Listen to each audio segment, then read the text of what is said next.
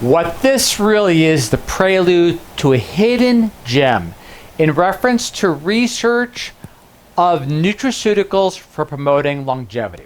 Now what the researchers did outside this graph, or I should say chart, let's pull it away, and as you see is a lot more detailed information into a huge selection of nutraceuticals in reference to the research that was conducted in regard to longevity. Now it breaks it down to worms, human cells, so on and so forth, but it really has a great collection. Now, ironically, as we basically pull away and we go to the public release, you look at the public release and it's kind of like, so on and so forth. But for those lucky enough to click on the DOI link to the citation and find the full published article, it is a treasure trove of information in reference to research to nutraceuticals for promoting longevity itself. All right, so let's get right into the public release as follows. We'll take an excerpt from there. Nutraceuticals for promoting longevity. The research found the most robust environmental manipulation for extending the lifespan is caloric restriction without malnutrition. Some nutraceuticals can mimic caloric restriction effects. Caloric restriction is well established as a strategy to extend lifespan without malnutrition. A variety of nutraceuticals were reported to mimic the effect of caloric restriction by modulating the activity of insulin-like growth factor 1 receptor signaling and sirtuin activity, and consequently promoting longevity. The research published in Current Nutraceuticals offers a special focus on nutraceuticals that impact insulin-like growth factor 1 receptors, signaling and sirtuin activity, and mediating longevity and health span itself.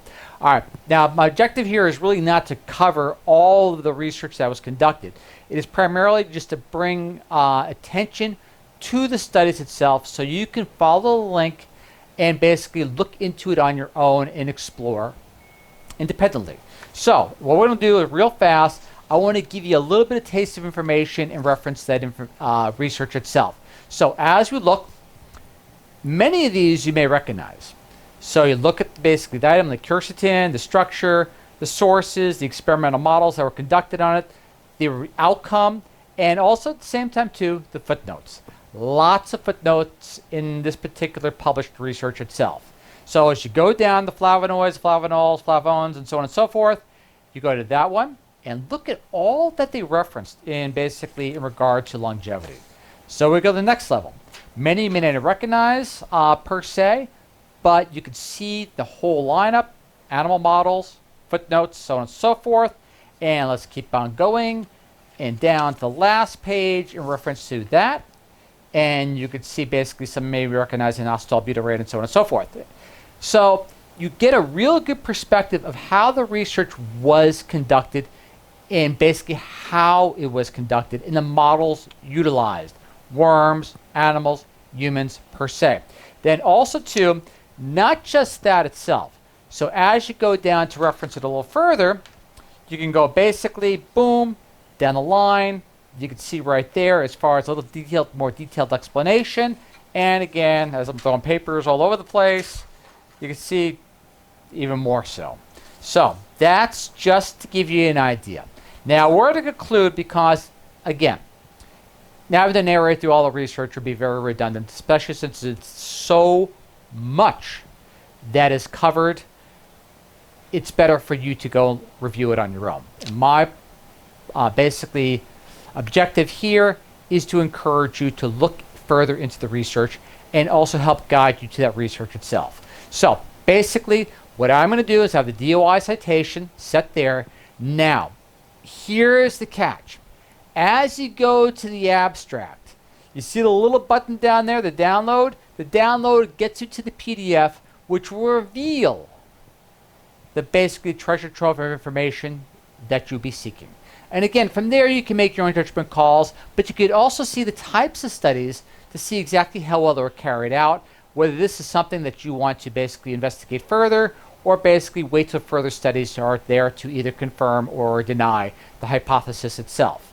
So what I'm going to do is I'm going to conclude by the objective in the abstract, because to me that says it best. To summarize, The main findings are nutraceuticals that slow aging processes by delaying and even preventing the development of multiple chronic diseases and improve productivity and quality of life. Quality. Of all the words I got to pronounce. Quality of life in the elderly itself. Again, all the information will be laid out there for you on the YouTube channel. So please, please, I encourage you to further research. But information like this deserves to be recognized. And again, many of you know me, I review lots of published research every single week, and I've been doing it for pretty close to a decade now. And often, great accumulation, meta-analysis, and so on and so forth, or great breakthroughs of other studies per se, are published, but for whatever reason, do not arise to the attention in which they deserve. In this case, this one does. Ralph Trajano signing off. Hope you find this information of great use when you go to it.